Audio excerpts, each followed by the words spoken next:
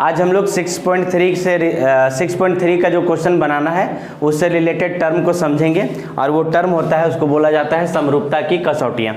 और आपकी किताब में भी 3 कसौटी दिया हुआ है और वो तीनों क्रम से हम लिख दिए। पहला जो समरूपता का कसौटी होता है उसको बोलते हैं ए समरूपता, दूसरा होता है एस समरूपता और तीसरा जो होता है वो एस समरूपता होता है।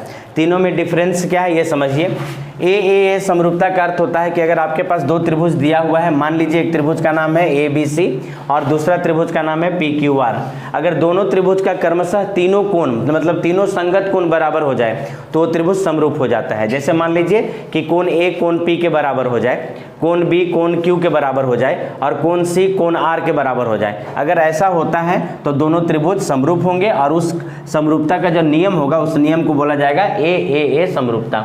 एक बात ध्यान दीजिएगा कि त्रिभुज के तीनों कोणों का योग 180 डिग्री होता है, इसलिए हम ये बोल सकते हैं कि किसी त्रिभुज का 2 ही कोण अगर बराबर हो जाए तो तीसरा अपने आप बराबर हो जाएगा और वो त्रिभुज समरूप हो जाएगा। तो इस नियम में आप जनरली देखिएगा कि आपके पास त्रिभुज जो आएगा उसमें 2 कोण बराबर होते हुए दिखेगा और तीसरा अपने आप बराबर होगा और हम लोग उस त्रिभुज को समरूप बोलेंगे। तो पहला समरूपता का नियम समझ में आ गया होगा। अब आते हैं हम लोग दूसरा रूल में। दूसरा रूल जो होता है उसको बोला जाता है एस समरूपता। इसका मतलब होता है कि भुजा भुजा भुजा समरूपता।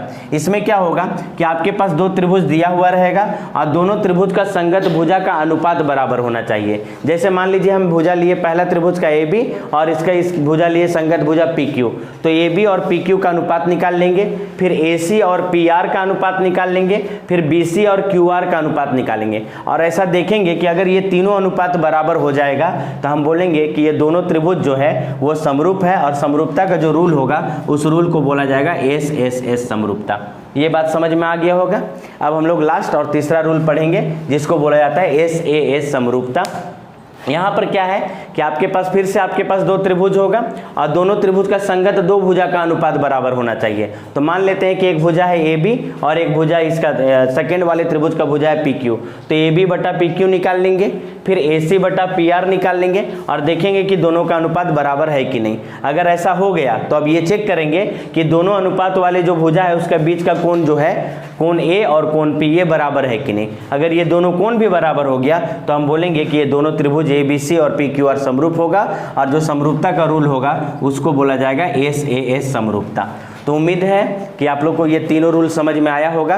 पहला ए मतलब तीनों कोण बराबर होगा, दूसरा एस मतलब तीनों संगत भुजाओं का अनुपात बराबर होगा और तीसरा एस मतलब 2 भुजा का अनुपात और उसके बीच का कोण बराबर होगा। अगर ऐसा होता है तो वो त्रिभुज समरूप होते हैं और ये अगर ये तीनों रूल आपको समझ में आ गया होगा तो जो अगला एक्सरसाइज है 6.3 वो आपको आसानी से समझ में आ जाएगा और आप आसानी से क्वेश्चन को बना लेंगे।